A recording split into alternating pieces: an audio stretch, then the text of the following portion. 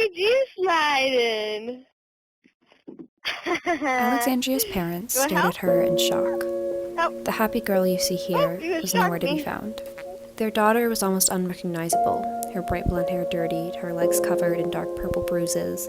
This foster home was no place for a child, her parents thought.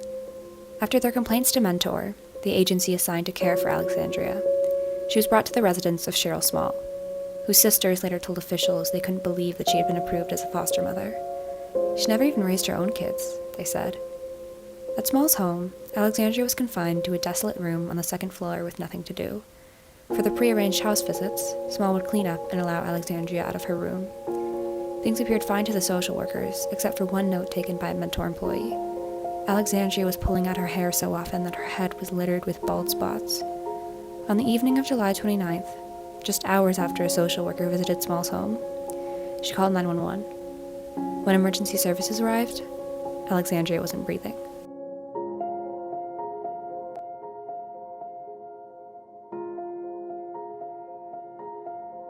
Parents of 2-year-old Alexandria Hill were in utter disbelief in July when they got word that their daughter had died after suffering a serious brain injury. Alexandria died under the care of Mentor, a private foster care agency notorious for placing children in abusive homes. Despite this, Mentor is still operating today, alongside numerous other private foster care agencies that have repeatedly put children in their care in danger. During the 1980s crack epidemic that left thousands of children without proper parental care, state governments began to enlist community groups to find homes for children in exchange for money. It didn't take long, however, for some to look at this issue as an entrepreneurial opportunity. The for-profit foster care system today is now a multi-million-dollar industry. Ideally, a system with this much money would help the children, but in reality, the privatization of foster care systems is facilitating the abuse of children by prioritizing money and profit over their care and well-being. Children placed in foster homes by private agencies are a third more likely to experience detrimental physical, emotional, or sexual abuse during their time in the system. In Los Angeles County alone, at least 4 children died as a result of abuse in private foster homes in just 5 years. The abuse children endure in private homes makes the mortality rate 42% higher than that of children in state-run homes. But why are these children so likely to be abused in privatized homes? One answer is the neglectful employees who do not investigate abuse claims. In 2004, a 15-year-old boy was placed with Stephen Merritt, a new foster father who had indicated on his application that he had a preference for white male children. Shortly after arriving at the home, the boy was sexually abused by Merritt. He reported the incident to his caseworker, and after numerous complaints, he was finally removed from the home. Even so, Mentor continued placing young boys with Merritt for 7 more years. You begin to lose control over the quality of the foster care homes. That private agency has, they're incentivized to have as many homes filled with, as many beds filled with children as they can.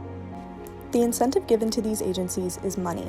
The state government pays the agency per child they place in foster homes. Privatized foster care doesn't work, and what it does is it actually, it makes more kids enter foster care because of the way the contract is written. The contract states that once a child achieves permanent placement, meaning they are reunited with a parent or adopted, payment to the private agency will stop. They make money if a child gets placed in their homes and doesn't move. The data reinforces this idea, as use in privately operated homes remain in the system 11% longer than those in state-run homes. Lose control over the full cycle of child protection, which includes, the detention, but also the reunification and all the efforts. And actually, helping out the parents is a big part of it. A solution to privatization would be funding substance abuse programs, accessible mental health care, and domestic violence resources for parents. These services could keep families together and prevent the overload of the foster care system. Having parents comply with those court-ordered requirements can be very challenging, very time-consuming. So why, if you're a private foster care worker, why would you spend time on that? I mean, it might lead to reunification, which means that you just don't earn money anymore on that child. What happened to Alexandria was not uncommon. It was the same tragic fate met by so many of America's foster children. Ending the privatization of the child welfare systems is the first step in correcting decades of abuse and corruption.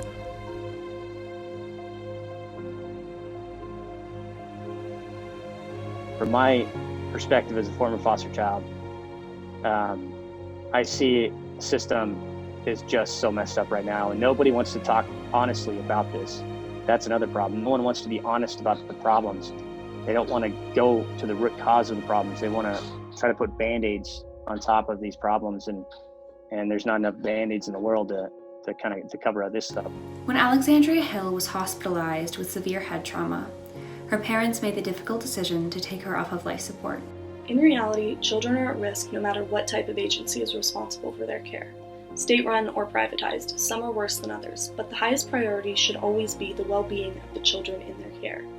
Privatized systems treat children as profitable commodities and prioritize money over taking action on countless cases of neglect and abuse. Putting a permanent ban on privatized foster care is the first step in reforming the entire American child welfare system. Too many children have had their chances at life ripped away by the system, but it doesn't have to continue.